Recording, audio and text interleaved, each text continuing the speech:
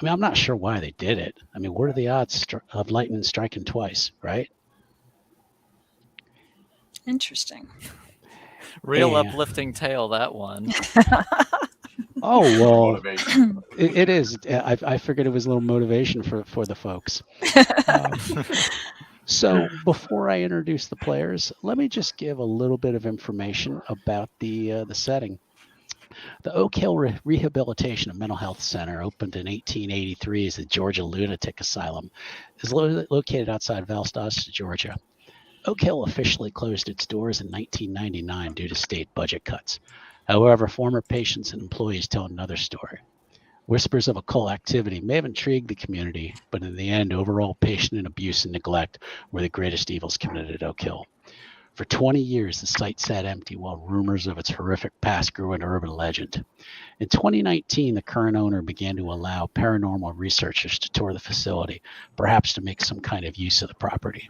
The first such group, the Gulf Coast Ghost Hunters, began their investigation in October of that same year. Armed with cameras and recording devices, the team entered the facility to document their findings and perhaps debunk the rumors. Now, let me tell you a little bit about the organization that our players belong to. They're known as the Gulf Coast Ghost Hunters. It was founded by Rebecca Hernandez and Kayla Miller in Newport Richey, Florida in 2015. Started as a group of like-minded friends, the GCGH started from humble beginnings and by 2019 had expanded to 12 members dedicated to researching the paranormal. And this is now where we get to you, the players who drive the story. So what I'm going to do is I'm going to have them introduce themselves first and tell us who they're playing. So let's start with Aloysius. Oh, yay. I go alphabetical. I love going first.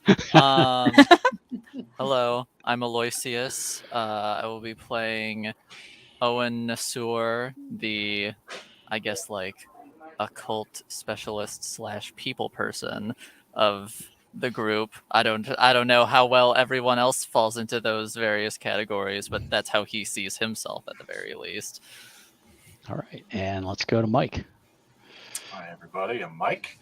I'll be playing Wyatt Kincaid, the Marshall General Contractor. So for anything that has to be built or dismantled or swinging a pipe wrench or all that fun, happy stuff, I'm your guy. Can you swing a sack of doorknobs? So. Absolutely. Sorry, I've always got a Simpsons reference ready. In introducing a brand new person to our group, let's introduce Ray. Hello, my name is Raybo. I will be playing Mr. Thomas Bartholomew, the preacher who comes with the group for religious studies of his own and to get the creatures back to hell where they belong. And of course, Jen. Okay, I'm playing Eleanor Bennett. She is inquisitive. She has a science background. She is entirely agnostic as to whether or not ghosts and demons exist until she can gather data and find out. All right. And then there's one more person I want to describe, mostly for the players, but also for the group. I had mentioned that the team was founded by a woman named Rebecca Hernandez, and she will be leading the team. They're really more of a club of volunteers. I mean, it's not really a job, but they do respect Rebecca's experience in the past. The thing they know about her, she's very strong-willed, very passionate about her work, including team safety.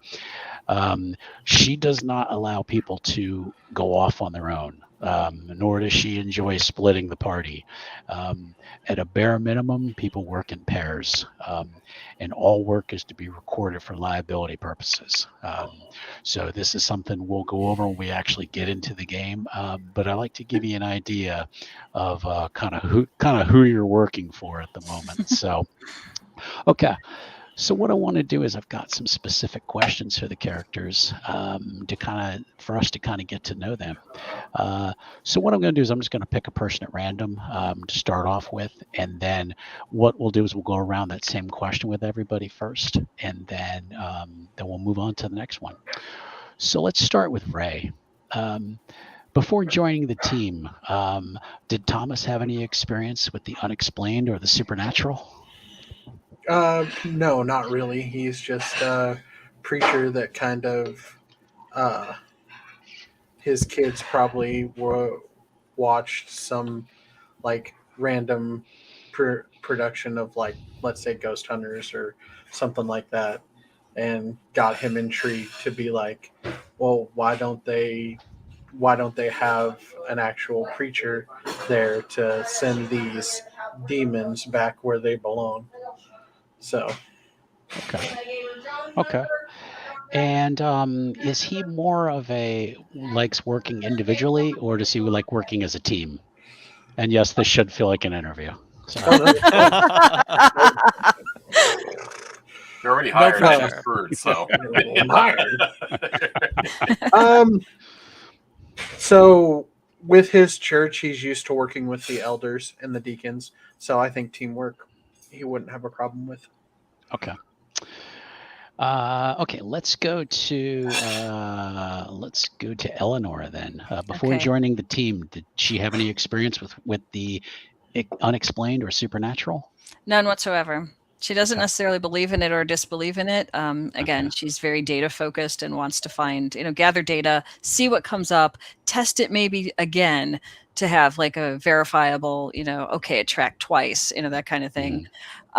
So she's just here to see what she can learn and possibly write a paper about it eventually. So she sounds like she might be on the opposite side of the aisle from Thomas. Yes. We're going to clash, unfortunately. Mhm. It's okay. It doesn't bother me. Okay. Let's go to Owen next. Excuse me. Before joining the team, did they have any experience with the unexplained or supernatural? Nothing like too extreme. Like there have been like maybe the odd occurrences here and there that Owen couldn't necessarily explain. But it's sort of like been he's very much like a firm believer, even if he hasn't like seen anything like super concrete and like undeniable, that sort of thing. Okay. He grew up in a very superstitious household. Okay.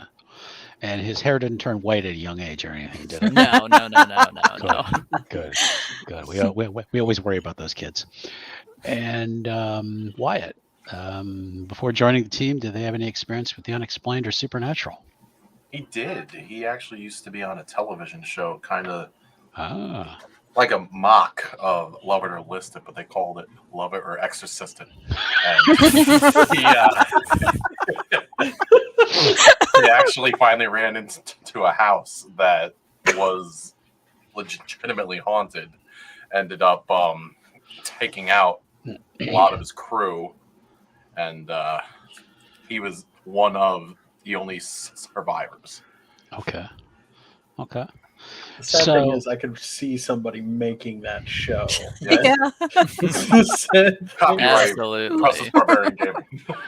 The one that I always thought there should be the show, the combination, was a hoarder and then a flip it house. And I just saw a thing the other day that somebody made a show like that. Oh, that there my. was like this nasty hoarder house, and then somebody cleans it up and tries to flip it. So I thought, all right. Wow. All your multi-million-dollar that's ideas. just disgusting. But Okay. Rake in that dough. Let's start with Eleanor on the next question. Okay. The GCGH is a volunteer job. What type of work do they do during the day? Mostly she checks studies or things like that for universities that are like, this one sounds a little sketchy. Can you check it out a little bit? And sends it to her before they publish it and like have something really bad happen to their reputation. So she'll look for things like, does the data check out? How many times have they tested this? Who's the lead scientist on this? And are they related to someone who could benefit from this news or this information? And then she just sends it all back to the university with her comments on it. Okay. That's what she does. It's paid a lot for it because most people don't want to do it because it's boring for most people, but not to her. Gotcha. Let's go with Owen for this question. What type of work do they do during the day? Owen co-owns an occult shop with his two younger brothers, and that's sort of like his main means of income. For the most part, they sell like a bunch of books and tomes and that sort of thing. But then they have, the more the touristy stuff as well. Like they sell the crystals and the tarot cards and all that. Ouija board and all that. Yeah, all that stuff that people go and all the touristy people come in being like, yep, that's what I want. Not any of the cool like real stuff. I want this. And Thomas, you mentioned he's a preacher. Is that kind of his full-time job? Oh yeah, he runs his church. His church was his dad's church, which was his grandfather's church. So, yeah, awesome. That's what he does. Awesome. Okay, and then that takes us to Wyatt. What does he do during the day? Wyatt is a general contractor, so he takes side jobs. He tries to get onto non-union work at larger sites. And he lives out of a camper ever since the show fell apart, and it's kind of like a half-hoarded type of thing where he attempts to collect his small bits of occult stuff. And anytime he's on a job site, it's weird because afterwards, if people ever open up the walls or stuff, they find like strange symbols on pipes and studs and things like that. Now he's paranoid. So he makes sure he covers his tracks after he takes off because he doesn't want to end up coming back again. Gotcha. All right. And I got another one, and let's start with Thomas on this one. What motivates them personally and professionally? So probably his family would be his motivation, wife and 2 kids. So he's just trying to secure the living and continue on the tradition of his church and his upbringing. Okay. So would you say his desire is to prove there is an afterlife, or kind of what's probably more to prove, to show that there is another place. Okay. That what he preaches is real. Because sometimes, especially now, a lot of people are going away from the church. Gotcha. So now on the opposite side of the coin, let's go to Eleanor and see what proves what kind of motivates her personally and professionally. Okay, she's, like I said, she's very into science, so she wants to be the one that debunks the bad studies, and so that it won't harm other people who fall for it or harm the, prestige of a university or something like that published it, these sorts of things. She also checks out the journals, and if she finds mistakes, she'll like write to them and be like, hey, this part's completely wrong. Or, that guy on there, he's benefiting from this in ways he shouldn't be, this kind of thing. And she's very much about like what is real, what is fact, what is discernible, what do we have evidence and data on. Okay. So that's like her whole motivation, is to make sure it's right. Cool. And Wyatt? I'm sorry. What's the question? What's the question? Okay. What motivates them personally and professionally? Personally, it's losing his former team and having this sense of existential dread that this could ever happen again. That's how he ended up with the team here. Professionally, to make sure that when he is on a regular job site, he knows that these things are happening and everybody else is completely oblivious. So he feels some type of obligation. Okay, cool. And Owen. Well, for Owen, he's a bit of a thrill seeker to an extent. He is, he sort of like tries to approach things very, intellectually and all that sort of thing. But there's just like something like deep inside him where he's like, I haven't done that before, and that sounds exciting and possibly dangerously stupid. Let's do it. And so that's why he enjoys being in the group so much, because even though they haven't like found anything concrete so far, they have they're like always like going into places that they probably shouldn't be, and he finds that very exciting. And as I said, he's a very staunch believer, but hasn't actually seen anything. So he really wants to see a ghost more than anything. Are you sure his name is not Thomas? So, only because me, I'm a believe it when I'll see it type. So Right. Got to put my finger through the hole.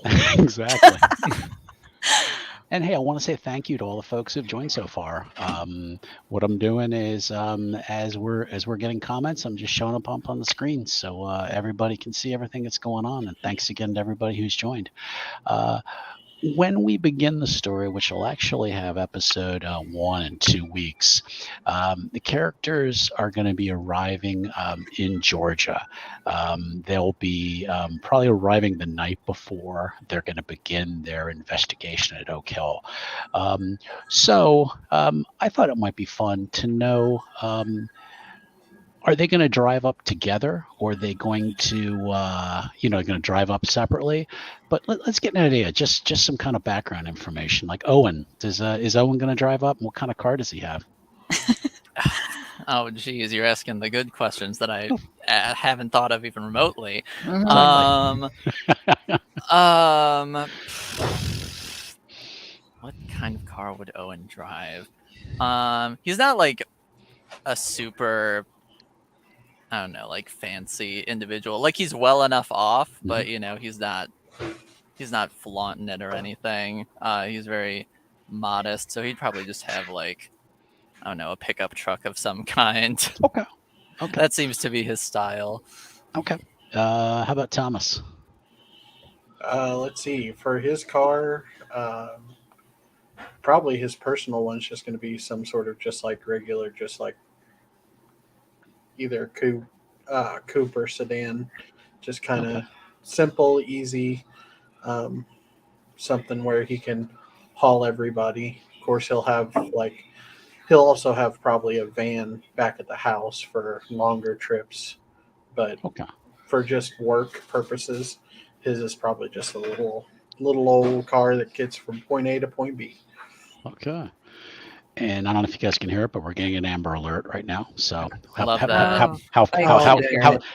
fitting for our ghost story. Yeah. But no, couldn't hear anything. That's surprising. I didn't hear it. Yeah. I heard something, but I had no idea what it was. Okay. And Wyatt is exactly. So does Wyatt kind of handle the drive an RV? As an RV? Okay. He's originally from Georgia anyway, so he's probably familiar with the area, but he lives out of his RV, tries around in his RV, has a section of it like specifically dedicated to all of his tools and stuff. Had a separate section for his books. Okay. All right. And Jen, I know she has some gear she brings along. Yeah. Eleanor, she lives in probably Midwest somewhere, and sometimes she has to fly out to different universities to talk face to face with people about, okay, this is why this paper sucks, that kind of thing. So I'm assuming she was like just finishing that up and then flying into Georgia and renting a car is what she'll do. Okay, that's fine. Yeah, so so that's why I kind of keep it kind of loose. Everyone's kind of able to arrive separately, Yeah. and and if they need to, get the fuck out of there, they got their own vehicle if they need to. So, Yep. okay, so moving on, let's go on to something different. What we've done is everyone's already created their characters. And without going into, hey, I have, 4 dots in this and, that kind of shit, because nobody really cares about that. What I'd like to do, though, is let's talk about the edges and the perks that your character created. Only because I think they're important for a team game to kind of understand what everyone else can do. Anyone who'd like to go first is welcome, or I can just keep picking people. It's how the teacher sometimes just picks on people. So if you guys have your character sheets open and you want to kind of start talking about that stuff, this is a good time to go over it. So. Oh, I found it. Okay. Gee, I'm looking it up. Took me a minute. Okay. I can go first, I guess. Okay. Okay, so I did the 1 edge 2 perks combo, since you're able to do the 2 edges 1 perk or 1 edge 2 perks. So I did that one. And I did thwart the unnatural, and then the 2 perks that I chose for it are hands free, so he doesn't have to be like holding like a religious symbol or like some sort of technology in order to be able to use it.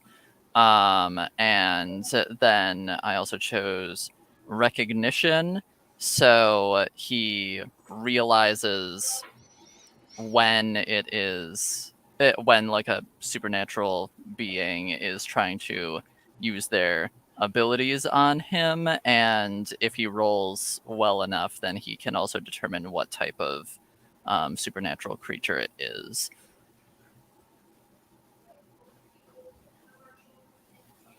Okay, somebody talk. Okay, I was waiting to see if you were still going to mute or not. Who wants to go next? I'll do it if no one else. I've been coughing like crazy, so that's why I'm keeping myself on mute for a little bit. You pace yourself, Thomas. We don't want you to, It's okay. So I picked improvised gear, specifically frugal. The hunter is able to construct most items out of the trinkets and tools that they carry, and most of his equipment is either basic or specialized construction tools. Some of them he's modified for things such as this. The other I picked was specialization, and his main thing he does, I kind of took the idea from 13 Ghosts, and he can build up either barriers or traps, and at the very least, he can give the group time to escape, hold things back, or if there is going to be some type of summoning or exorcism or whatever, he has a way to keep it caged up. Dope. Alrighty. All right, I'll go next. So the edges and perks. Eleanor is a drone jockey, so she's got 2 little handheld drones. One of them can record audio and video, so you can see like what's in the next room before we go in there, or if like the stairs are going to fall apart as we, or the floor above will, that kind of thing, just to have a heads up on that. She's also got one that is a heat sensor, because that way she can determine, is this a human or is this actually a ghost? Because ghosts don't have bodies, so they can't possibly have any kind of body heat, right? So it's a way to tell, and from her scientific viewpoint of things. So the one that has video and audio is named Webb, after the space telescope, and the other one is just called Fever, because COVID and people like get these like things on their head before they can go into businesses or doctors' offices, so it checks for fever. She was thinking, well, body temperature, so that's what she's got. Yeah. Alrighty. And I was just pulling this up because I couldn't remember exactly what they stood for. So I have sense the unnatural and repel the unnatural, and my Between perk us, we got the unnatural covered. was ward. So the hunter can extend the area of protection to include an area roughly 2 meters around them, with an additional meter for each success in the margin. Basically, shield. Ah, okay. Okay. Love that. All right. So to me, I think you guys got a good mix of a lot of different things, a lot of preventative things, and a lot of ways to detect things. So you guys shouldn't have any trouble with anything I throw at you. So Oh, for sure. There'll be a cakewalk. Absolutely. now the way we're running the game is that the characters are not going to have access to their edges right away. There is going to be a moment I kind of liken to an awakening of faith, or possibly your faith is shattered. The things that you held to be true might not be true any longer. Hmm. So that'll be kind of what kickstarts their edges. So you'll know when that moment is. You will definitively know. I will still probably go hint hint. Now you can start using edges. But what I'm hoping it will be is a moment where you've kind of planned out what the character was, and then now you might need to reassess. That doesn't mean you don't have to change your character or anything like that. But be flexible, I guess, is what I'm hinting at. So that works, yeah.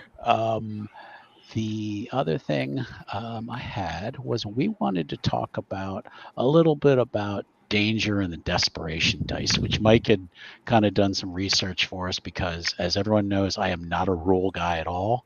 I go with the rule of cool. Yep. I understand you have to track the danger levels. And I think, and what I'm going to do is I'll probably just keep that in the chat for the players, honestly. Okay. And what it is it's basically, and Mike, keep me honest here, the more the dangerous the scene becomes, the more it's like a pool of dice that could potentially be used for the desperation rolls. Yes, and then it's a pool that's universal for the group. Okay. All Okay. right. So Nice. game starts off at 0. And say, you get into a scene where, hey, this guy just, grew 6 feet and is starting to pop fangs and stuff like that. Okay, well now maybe it's, maybe now it's danger 3, Okay. and what it is then that becomes like a pool of dice that the characters, you can roll something to kind of get them out of trouble. It's not quite like the hunger dice in Vampire. Now, from what I understand, it's also very bad. I'm trying to remember. I think you want to roll. You don't want successes or something on the desperation dice or something like that. It's something odd like that. I need to go back and read it again, but there was something. One of the I've sounds watched. like it tracks. Yeah, I well, and I've watched a couple Hunter games so far, including the one they did for Renegade Games, which you haven't watched that one yet. Definitely go watch that. I think it was the Day Shift. I still they gotta did. do that. It's good. Mm. It's good. And the That's thing what I I liked. hear. That's the thing I liked about it, is it came out before the game even came out, so it gave us a chance to kind of start learning it a little bit before it came out. So, and I don't mind advertising for the good games while we're while we're on here. So, at that, I'm going to kind of pause right now and see if anybody has any questions. So is our team actually already established? Yes. Okay. Yep. Everyone already knows each other. Okay. Cool. You've all been on at least one mission ghost hunt together. So you've worked together. There's 19 people on the team. There's a member named Sadie Ann, unfortunately, who wasn't able to make this trip with you. But so you've met most of the other people in the organization, but you've definitely all worked together at least once, maybe twice if you want to. So you kind of know each other's quirks a little bit. You probably know what everyone's role is. You definitely know that. Rebecca is very I can't think of the right word.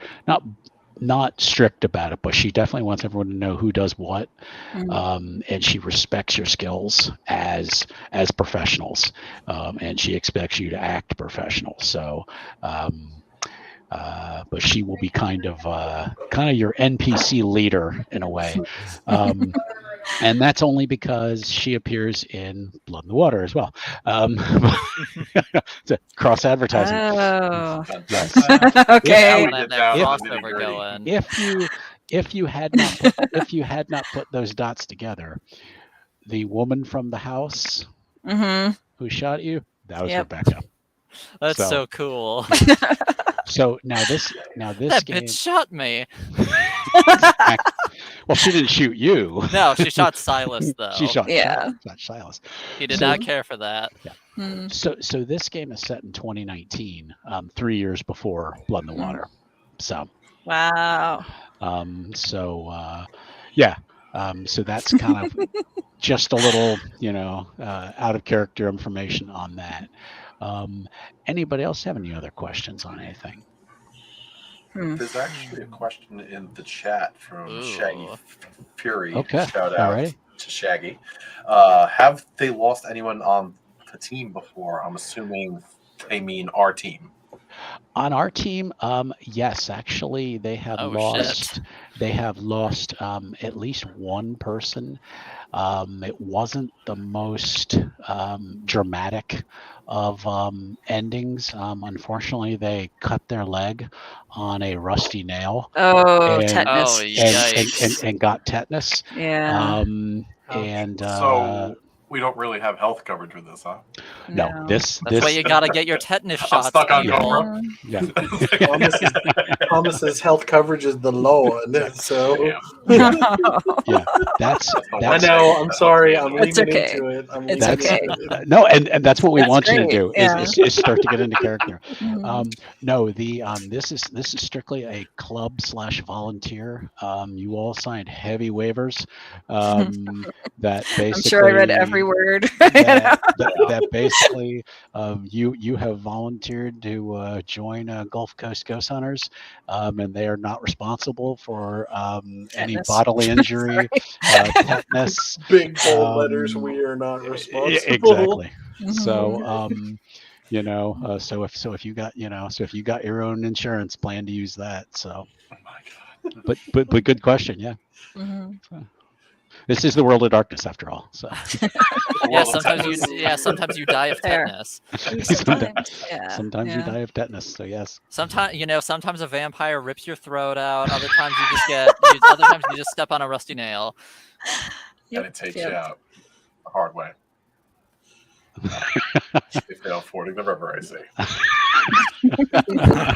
Thank you, Oregon Trail. You dysentery, yes. The worst killer in Oregon Trail. Okay, what else you got for me?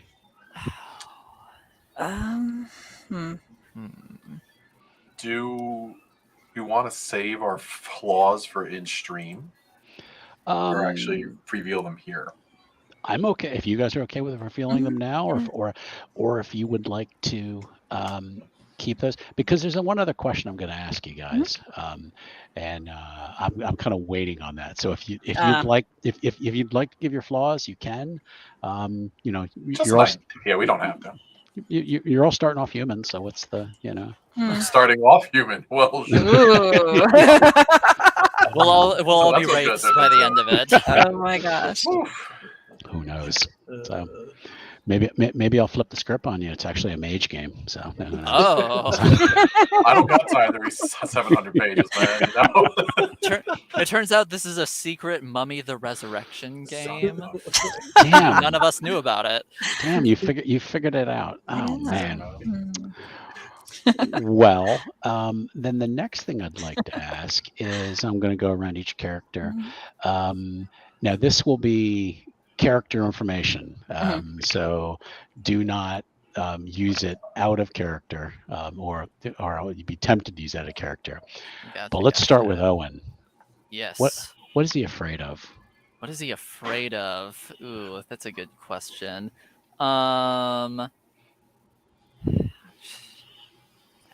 I think it would be like super mundane, like probably isolation. Okay. He's probably afraid of being alone. Okay.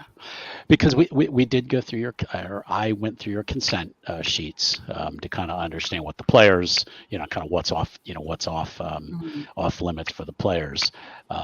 So then I just like to get an idea from the character, because this kind of goes into their drive, and kind of what moves them forward, and what might potentially stop them from moving forward. So Wyatt, what would he be afraid of? Even though the TV show was kind of comical, like the actual tragedy that came out of it was quite serious. So it's probably losing other people. And that kind of falls under his pride aspect of his drive. He feels he has a chance to not be cliche or anything, but take back the night and be able to stop spirits from being able to take anybody else out prematurely. Okay.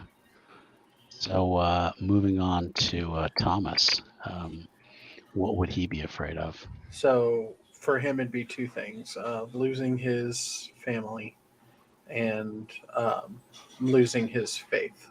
So if he found out somehow that his faith, had nothing to do with anything, and what he's been learned is a lie, that would be big. And then of course, wife and kids are big for him.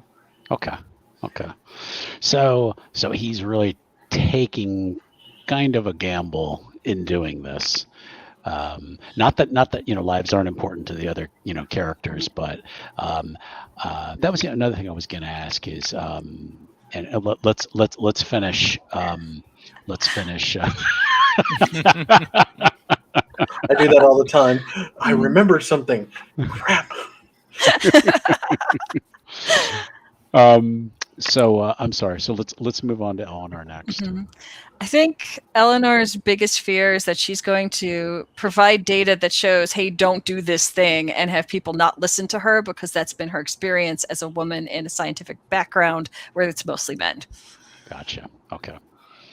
So now we can't just say, ignore the broad. She don't know what she's talking about. Let's go in. Okay. You can try, but you're going to get an earful. Maybe a good hard slap across the face for your misogyny. Okay, so Ray's kind of talked about Thomas's family. Eleanor, does she have any family? She does. She's named after, her middle name is one of her mother's sister's middle name. It gets handed down. Her first name comes from like a great-great-grandmother somewhere along the line. So she does kind of have that. She was married once and it didn't work out. Okay. Wyatt? Yeah, he had a cousin who was also part of the show. He was the only other individual that survived, but he's still in a coma. Oh boy. Ooh. So that's actually one of his touchstones. Okay. Excuse me. All right. Yeah, that was another item I was going to. I don't know if everyone established touchstones. I don't think I did. I don't know if you did. Now you have time. Yes. Yeah, and you do. They weren't absolutely required at the time. If you want to go ahead and fill those in, it's great. I'm not a real technical game master that's going to be, oh, you didn't have that, and but read up on them if you want to Okay. come up with something. It's really just ammunition for me to use later. Basically, they're the same as vampire. So Exactly. Yeah. So, how about Owen? Does he have any family or anything? He He is. mentioned his 2 younger brothers, I think. Yes, he's got 2 younger brothers, Luke and John. Okay.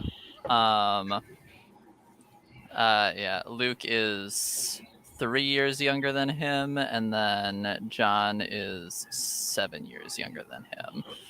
Okay. And both of his parents are deceased. Okay.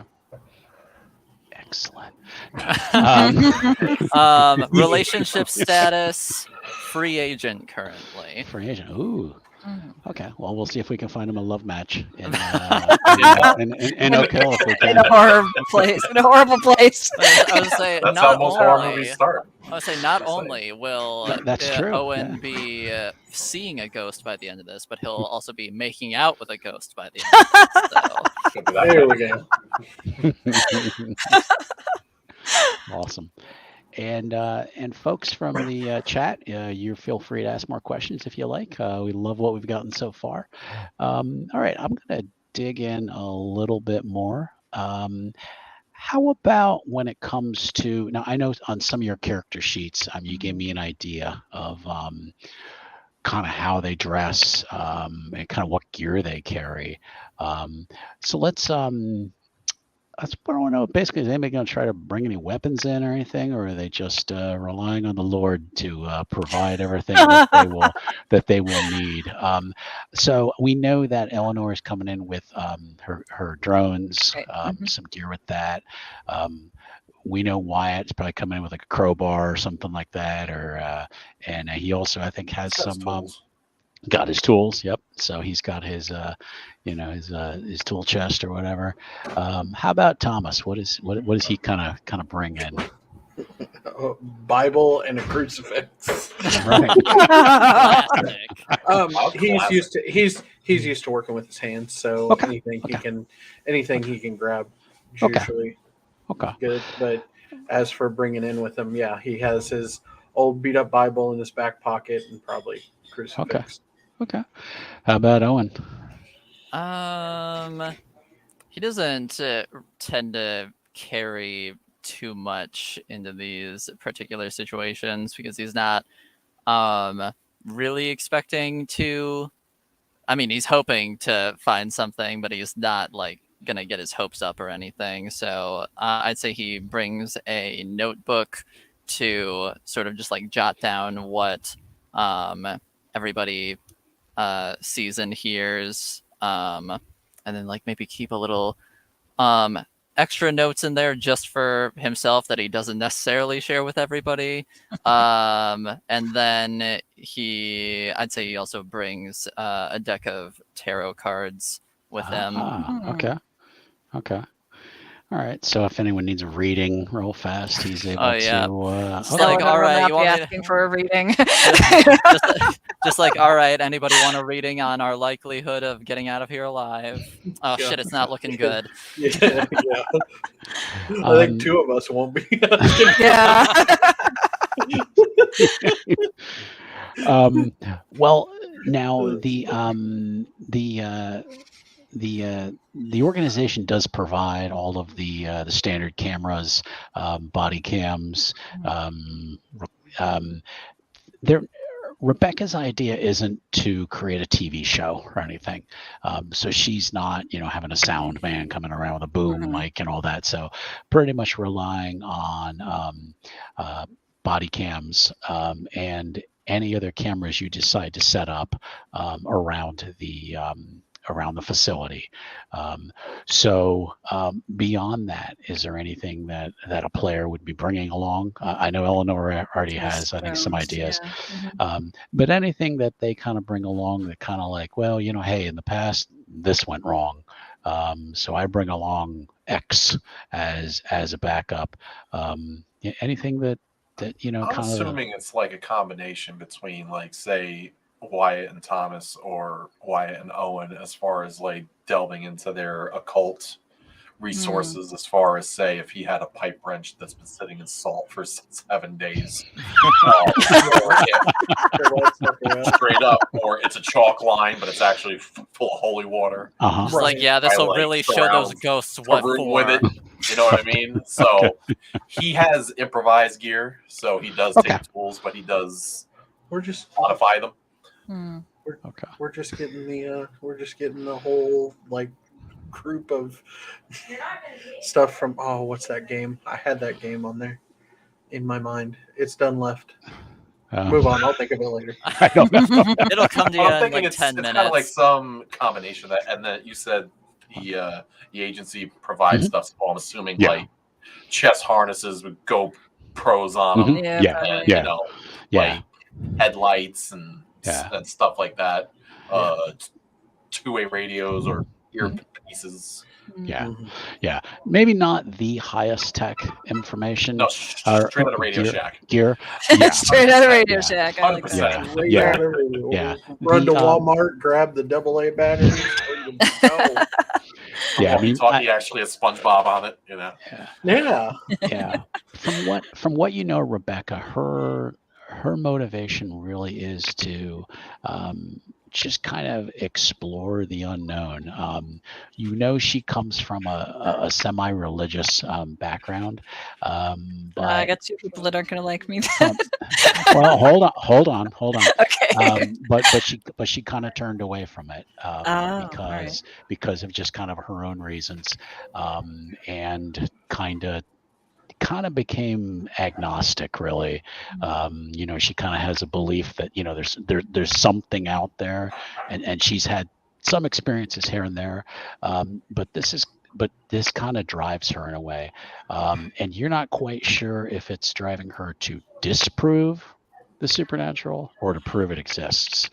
Like, you can't quite get that out from her. She's not unfriendly, but she's probably not the most talkative person either. The most you're going to hear her talk probably is if you piss her off, and then you're going to probably get an earful.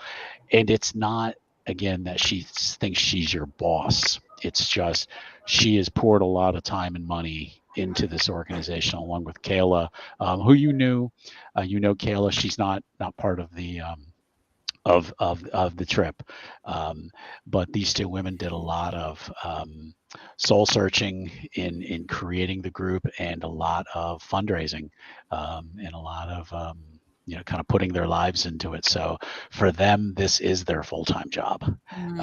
So that's why they're so tight on safety, because they know even waiver schmaver, you guys could still turn around and sue them sometime, so that's why they, try to take care of you almost as, kind of as their own family. So if there's cameras on us, and say us setting up cameras inside, is she the type of person that would be sitting a couple of miles away in a van in front of a bunch of monitors? No. Are these signals that are going to an actual site? Well, the way she tends to run the mission is she has kind of a communication center, probably in the front lobby. Okay, that's kind of what I was thinking. Yes, like a home, sort of like an on-site base of operations. She likes to call it mission control. I like that. Where building though. Yes, in the building. Yes, yeah. But she is not a sit in front of the monitors and kind of dictate what she's. We need to be out there together as a group. She doesn't like to split up the group, so she tries not to leave, say, one person at the monitors, while everyone else, because then that one person, could get hurt or something. So, for this one, she would love to be able to bring along another person, just a specialized tech person to sit at the monitors, if she can find somebody before we get there, the storyteller would decide. You might have another NPC who is just sits at the monitors and does stuff. But at the moment, the group is going to stay together and investigate together. So, All right. Sounds good. Sick. okay. All right. We have just a few minutes left. You have anybody else have any other questions? Anything they want to ask about? I do not. I don't think I do. Not that I can think of. Okay. Anybody thinking about any changes potentially to their character based on the rest of the group, or? I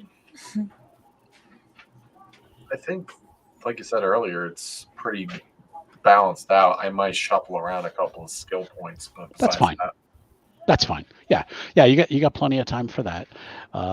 So if there is nothing else, then what we're going to do is we're going to go ahead and wrap up session 0. Okay. And then the real fun begins on September 9th, where we're I'm going to have hype. where we who will wants to have kiss a ghost? Yeah.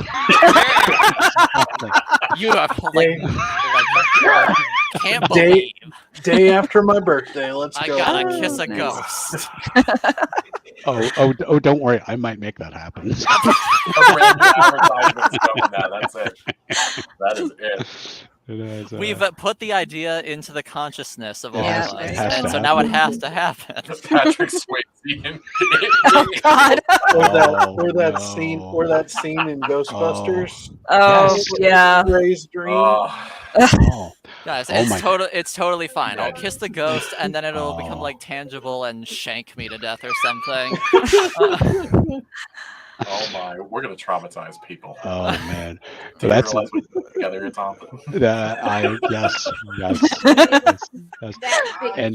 And you know, and this all started from hey, you know, I think it'd be pretty cool to run a hunter game. Play some Why more. not? I want to play some Yeah. hunter, and here it is. So And then Wyatt is the only survivor yet again, so he has. Oh. Traumatized, More PTSD. the next drinking his life away. then the next game is just called Survivor Guilt. Oh no. Just Wyatt in front of a camera. Yeah, the whole first episode is trying to get him to stop drinking himself to death.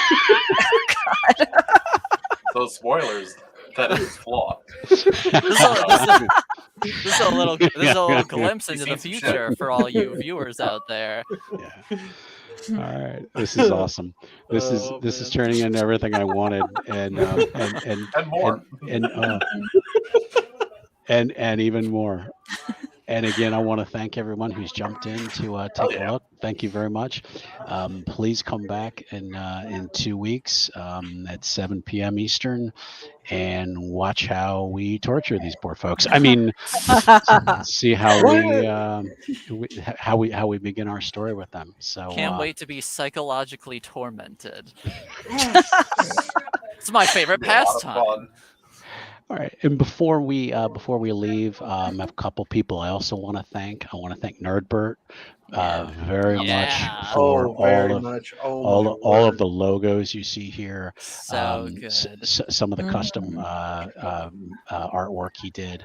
I want to thank Olga from Heroes and Hooligans, who has done the maps for us, which I've just which I shared with the team. And in episode 1, I will share the maps that we have.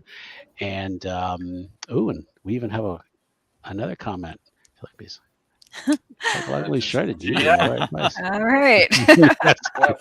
Yes, they are.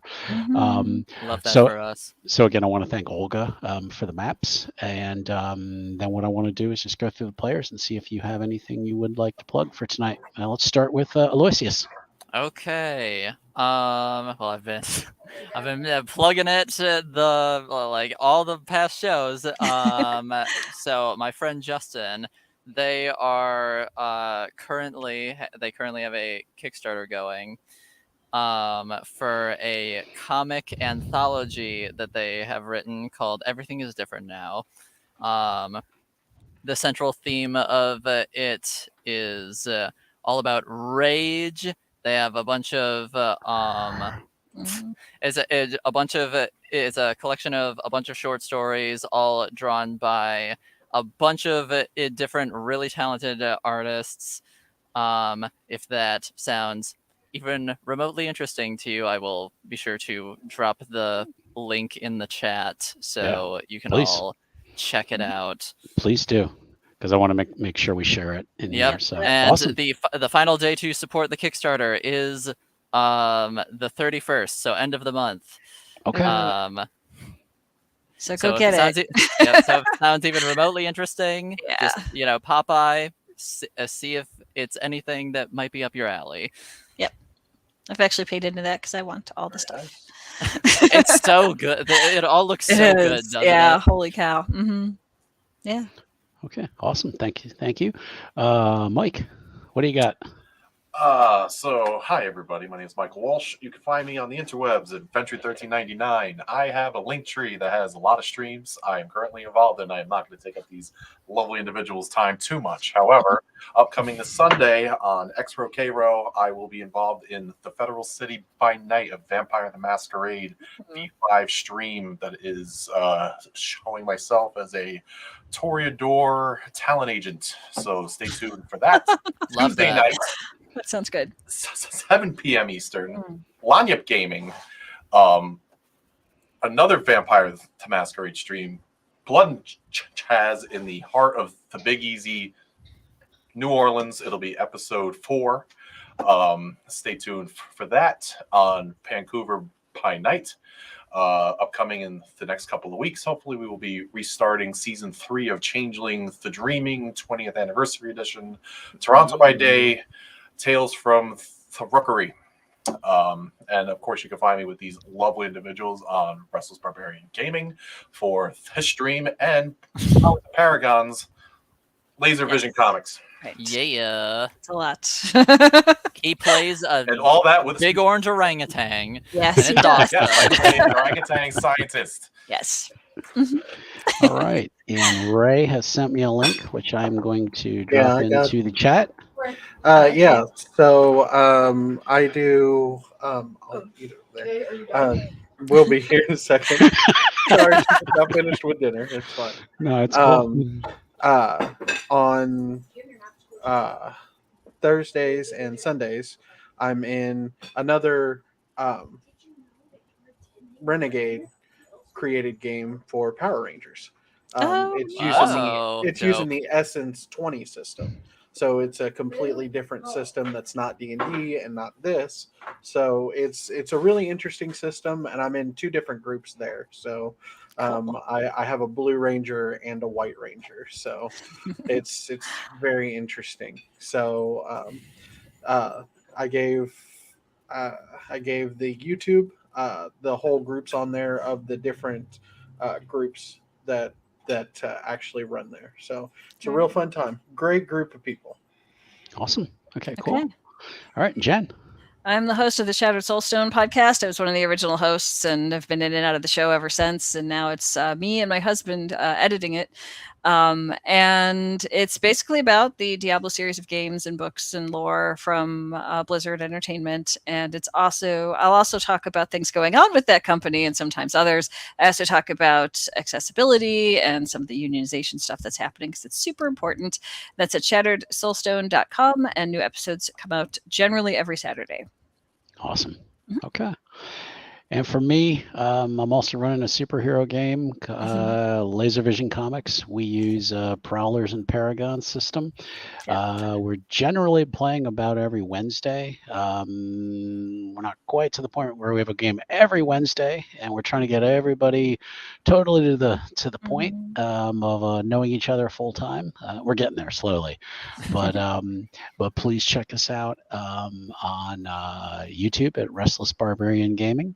And the videos are up on Twitch as well, and lots of issues.